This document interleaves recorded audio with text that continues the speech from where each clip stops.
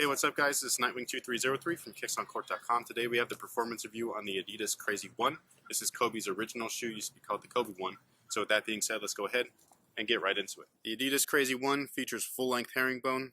This version is slightly different than the original. The original started off real thin just like this, and then it got wider as you went down to the base of the shoe, as you can see in the midfoot section.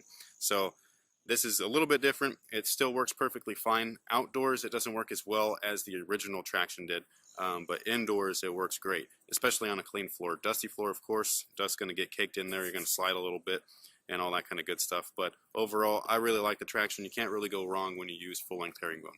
So the original featured adiprene. These, however, do not. No idea why, but for whatever reason, Adidas went and switched things out to their standard EVA. So that's what the entire midsole is.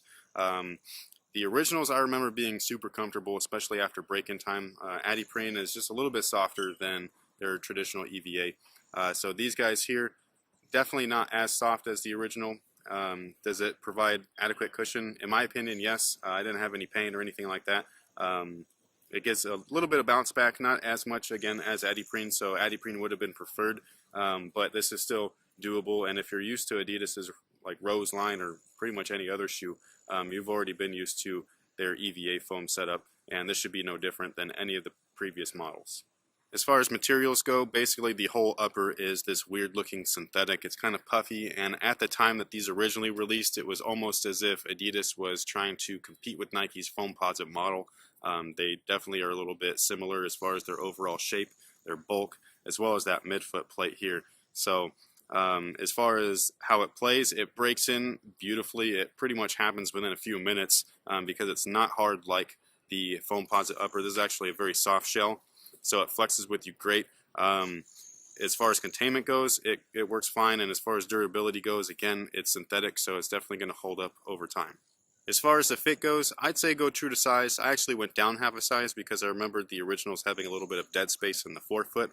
By doing that, my toes are definitely right here at the edge, and with this rubber bumper here, every time I make a quick stop or change in direction, I could definitely feel my toes pressing in against that. So if you don't want any dead space and you have a normal or narrow foot, you could go down half a size and make it work. Otherwise, I'd just stick with your true size. As far as lockdown goes, this whole area is perfectly fine. I didn't even need to lace them up all the way to this inner eye loop right here. Partially probably because I did go down half a size. However, I remember not doing that with the originals as well, and they felt perfectly fine.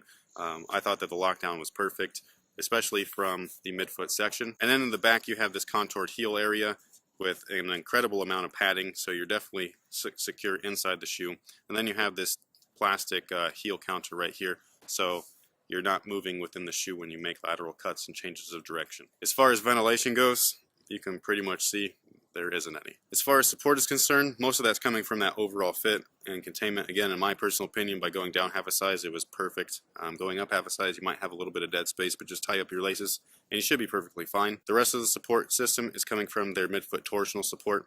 It kind of just creates basically a midfoot shank, just like any other plate in place. It tries to act as if these two sections are independent. However, by them being completely joined, it doesn't do that perfectly, but it still provides plenty of support and torsional support as well. Alright guys, that pretty much takes care of everything for the Adidas Crazy 1. In my opinion, it's a really fun shoe to play in. I love playing in these things. Reminds me of being a kid and playing in them back then.